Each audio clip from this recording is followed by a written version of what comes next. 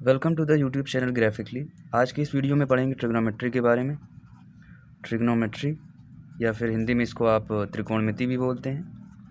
त्रिकोणमिति जैसा कि एंगल के ही नाम में है ट्रायंगल, मतलब हम ट्रायंगल की बात करेंगे तो ट्रायंगल से ही समझते हैं कि क्या है आपकी ट्रिग्नोमेट्री।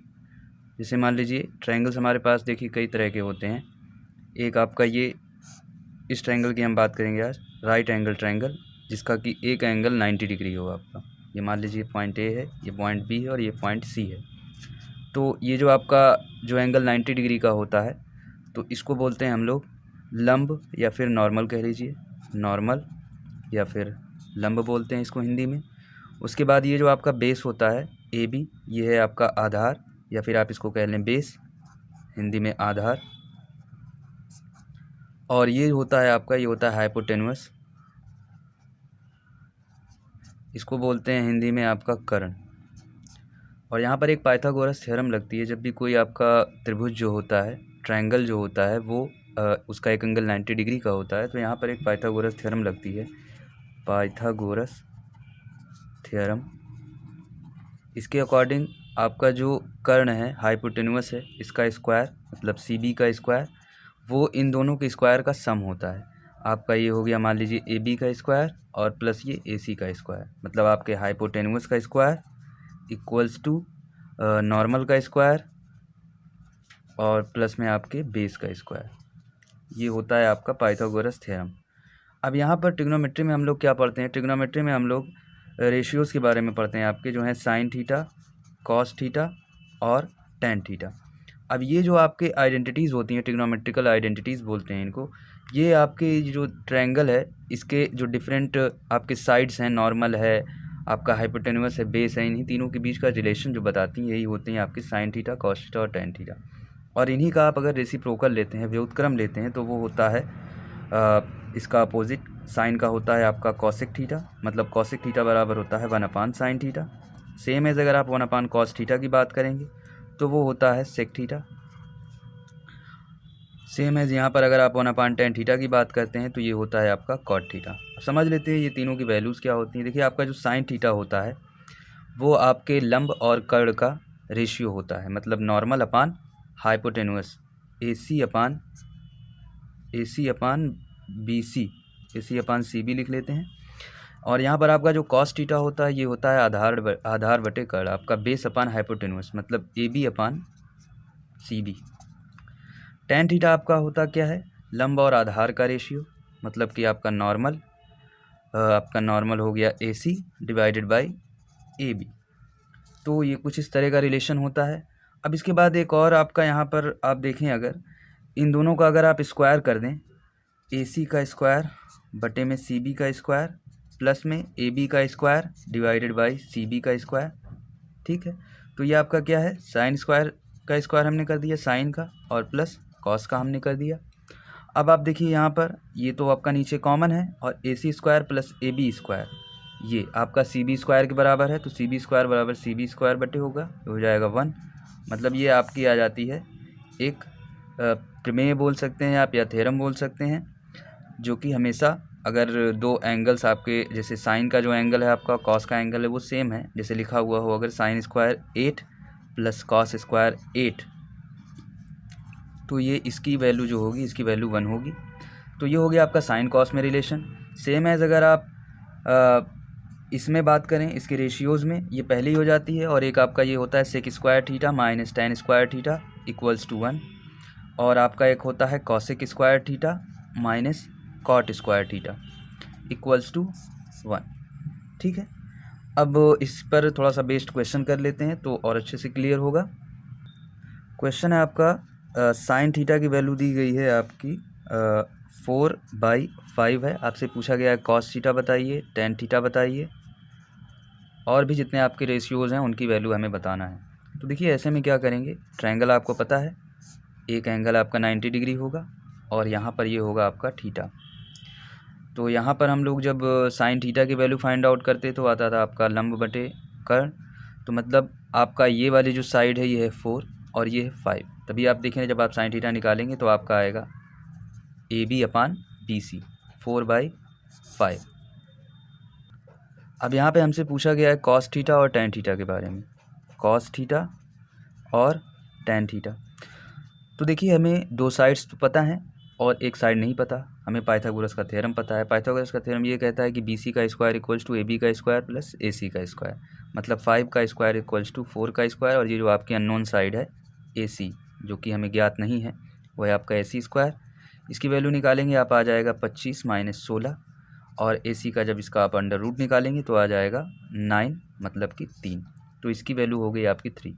अब आप यहाँ से इजीली निकाल सकते हैं। कॉस थीटा की वैल्यू हो गई आपका बेस अपान हाइपोटेन्यूस 3/5, और टैन थीटा की वैल्यू हो गई 4/3।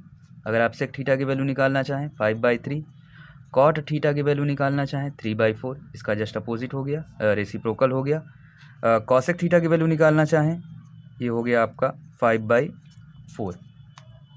तो ऐसे ही आपके क्वेश्चन बनेंगे इसके बेस्ड पर जितना अभी तक हमने पढ़ा, और बाकी इसके या तो बेस्ड आप पे थ्योरम्स होती हैं, जैसे कि आप फार्मूला अगर देखना चाहें फार्मूला किस तरह से होता है। जैसे आपको पता है sine theta sine square theta plus cos square theta की वैल्यू हो जाती है 1, और sec square theta minus tan square theta बराबर होता है 1, और cosec square theta minus cot square theta equals to 1। तो इसका देख लिया आपने, प्रूफ देखा था, तो इसका भी प्रूफ देख लेते हैं क्या होता है। अब देखिए सेक स्क्वायर थीटा आपको पता है, सेक थीटा की वैल्यू क्या होती है। जैसे कॉस थीटा की वैल्यू हो जाती है आपका बेस अपान आपका हाइपोटेन्यूस। तो अगर आप सेक थीटा की बात करें तो ये क्या होगा, हाइपोटेन्यूस अपान बेस, मतलब कर्ड बटे आधार। तो यहाँ पर आप लिख लीजिए बी सी का स्क्वायर डिवाइडेड बाई आपका हो जाएगा ए सी का स्क्वायर।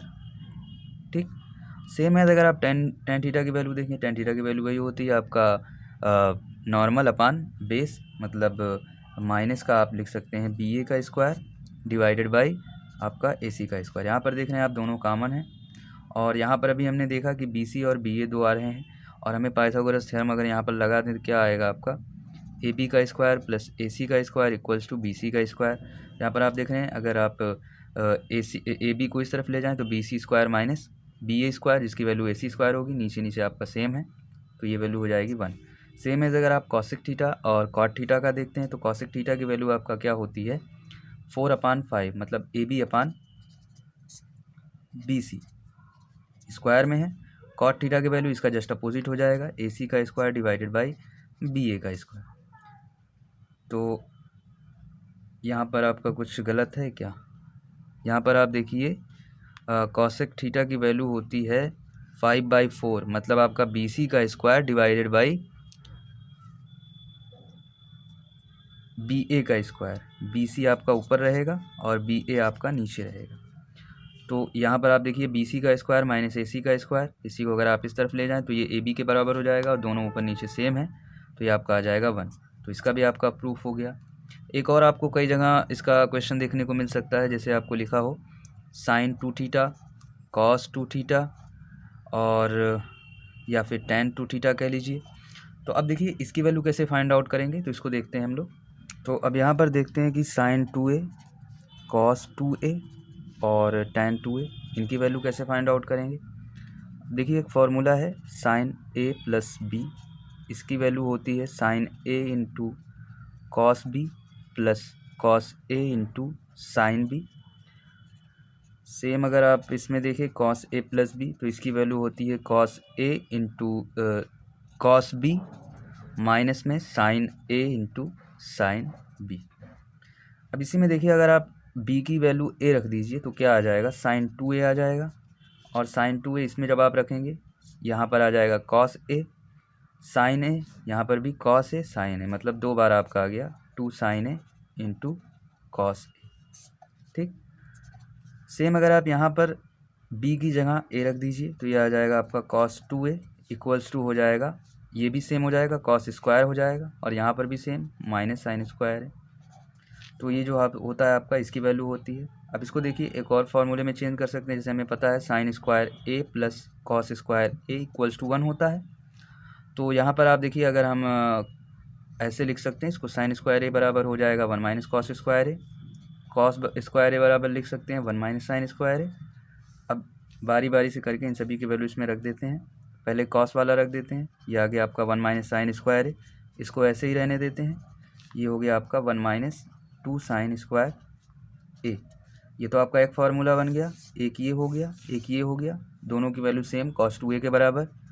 फिर सेम आपका यहाँ पर आप कॉस को कॉस ही रहने दीजिए, साइन को रिप्लेस कर दीजिए 1 माइनस कॉस स्क्वायर माइनस ए से। तो यहाँ पर माइनस साइन बाहर लगा हुआ, माइनस माइनस प्लस हो जाएगा ये। इसकी वैल्यू आ जाएगी 2 कॉस स्क्वायर ए माइनस 1। तो ये आपका एक तीसरा। तो यहाँ पर इसकी 3 वैल्यूज़ आ गई आपका, एक कॉस स्क्वायर ए माइनस साइन स्क्वायर ए, एक आ गया आपका 1 माइनस 2 साइन स्क्वायर ए, और एक थर्ड है आपका 2 कॉस स्क्वायर ए माइनस 1। तो इससे आप फाइंड आउट कर सकते हैं। अब इसी के बेस पर आपके क्वेश्चन बनेंगे और उनको हम लोग कैसे सॉल्व करेंगे। और हाँ, एक पॉइंट और आपका, जैसे कई बार हमें थीटा जो मतलब आपका डिग्री में वैल्यू होती है या फिर आप देखें कि पाई में वैल्यू होती है, तो वो क्या होती है उसको थोड़ा समझ लेते हैं। जैसे आप यहाँ पर देखिए, अगर कोई एक स्ट्रेट लाइन है और ये इसका परपेंडिकुलर है, ये एंगल है 90 डिग्री। यहाँ से मान लीजिए हम लोग यहाँ तक चलते हैं, तो मान लीजिए यहाँ के बीच में कोई एंगल पड़ता है, ये कोई एंगल 30 डिग्री, और ये जो पूरा स्ट्रेट लाइन का जो पूरा एंगल होता है ये 180 डिग्री होता है। अगर आप इसको टोटल पूरा और घुमा दें तो यहाँ से यहाँ तक का लेके आपके जो पूरा एंगल होता है वो होता है 360 डिग्री। जैसे आपको एक सर्किल मान लीजिए बना दे रहे हैं, सर्किल में एक ये लाइन है आपकी, और यही आप एंगल यहाँ से यहाँ तक का पूरा मेज़र कर रहे हैं, तो ये होता है आपका पूरा 360 डिग्री। ठीक, तो ये जो आपका 180 डिग्री का एंगल होता है, इसी को हम लोग पाई से रिप्रेजेंट कर सकते हैं। 180 डिग्री इक्वल्स टू आपका पाई। तो कई बार आपसे कन्वर्जन के लिए भी पूछा जाता है, जैसे आपसे पूछ लिया गया 40 डिग्री को आपको रेडियन में चेंज करना है। ये तो आपका है डिग्री में एंगल, और ये है आपका रेडियन में। रेडियन में क्या होता है, आप इसकी डायरेक्ट वैल्यू फाइंड आउट कर सकते हैं। जैसे पाई की वैल्यू आपको पता है 22/7 होती है, या 3.14 लिखते हैं आप। तो अगर आपको 40 डिग्री की वैल्यू फाइंड आउट करनी है रेडियन में, जैसे आप मान लीजिए कोई वैल्यू आ गई आपकी 3 इंटू में 40 डिग्री। अब आपको इसको यूनिट में बताना है, तो रेडियन में ही आप बताएंगे इसकी वैल्यू इतनी होती है। आप डायरेक्टली यहाँ पर कैसे रखेंगे, पहले आपको 40 को रेडियन में बदलना होगा। तो अगर 40 डिग्री को आपको रेडियन में बदलना है, जैसा कि आपको पता है कि 180 डिग्री आपका पाई के बराबर है, तो अगर आप इसको इस तरफ लेके चले जाइए 1 = हो जाएगा आपका पाई बाई 180।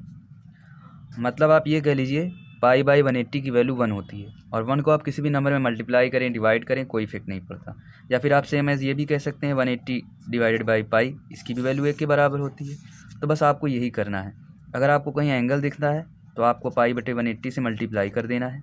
अगर आपको कहीं रेडियन वाला किसी में चेंज करना है, जैसे आपको पूछ लिया गया 1/4 को आपको पाई बाई 4 लिखा हुआ है, पाई बाई 4 को आपको डिग्री में चेंज करना है, इसको डिग्री में चेंज करना है। तो यहाँ पर आप देख रहे हैं, यहाँ पर डिग्री आपको नीचे से अगर आप डिवाइड कर देंगे तो ये डिवाइड हो जाएगा।